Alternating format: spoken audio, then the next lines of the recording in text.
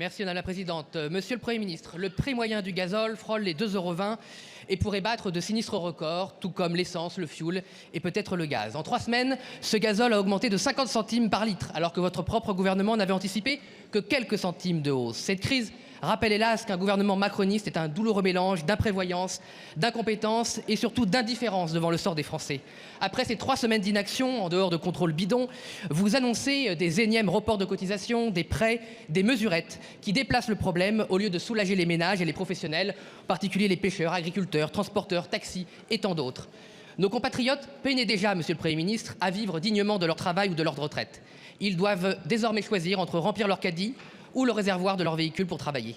Or, votre gouvernement est responsable de ce dilemme indigne, puisque près de 60% du prix du carburant est constitué de taxes qu'Emmanuel Macron avait alourdies à son arrivée au pouvoir. Pire, avec les LR et la gauche, vous avez aggravé le 1er janvier les certificats d'économie d'énergie qui pèsent désormais 17 centimes par litre contre 4 en 2022. Seuls le RN et l'UDR s'y étaient opposés.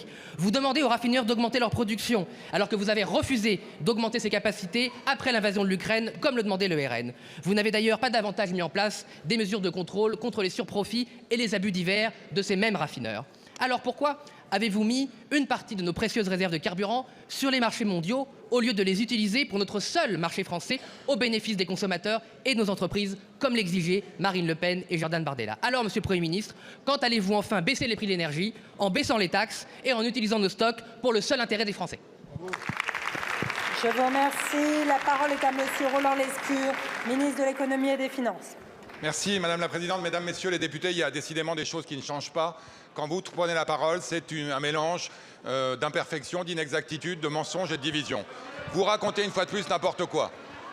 L'État s'en mettrait plein les poches depuis 1975, en 75, en 79, en 90, en 2003, en 2007, en 2022, et ce sera le cas en 2026. Évidemment, un choc pétrolier n'est pas une bonne nouvelle pour les comptes de l'État, je le regrette. Mais oui, ça se traduit systématiquement par une dégradation, parce que vous le savez, évidemment, les dépenses sociales augmentent et les impôts n'augmentent pas. Vous évoquez des stocks qui partiraient à l'étranger. Je peux vous dire que nous validons avec la ministre de l'Énergie toutes les demandes d'utilisation des stocks stratégiques et qu'aucun d'entre eux, aucun baril, aucun litre ne part en dehors de France. J'allais dire c'est normal et je ne sais pas où vous êtes allé chercher ça. Et vous évoquez les C2E, je pense que la ministre de l'Énergie aura l'occasion d'y revenir. C'est évidemment une stratégie qui en aucun cas n'enrichit l'État. Elle permet d'électrifier la France. Elle permet de mettre en place de l'écologie sociale. Vous n'êtes ni écologique ni social, donc évidemment que vous êtes contre. 100 000 véhicules électriques grâce à ces certificats, 300 000 pompes à chaleur, des dizaines de milliers de logements avec des artisans du bâtiment bien de chez nous qui sont aidés grâce à ces certificats. Arrêtez de dire n'importe quoi. Nous faisons face à un choc majeur extérieur auquel nous devons faire face ensemble et en évitant de se diviser. Merci, Monsieur le Ministre. Monsieur Tanguy. Monsieur Lescure, vous pouvez éructer, mais vous devez surtout baisser les taxes. C'est ce que veulent les Françaises et les Français. Baisser les taxes. Et pour les stocks, c'est vous qui avez déclaré, il y a la vidéo, que vous avez fait ça en faveur de l'Asie. C'est vos déclarations qui sont incompétentes. Vous accusez le RN de votre turpitude. Baissez. Merci, Monsieur le député. Monsieur le ministre. Monsieur le député Tanguy, nous n'avons rien à cacher. Rien. Rien.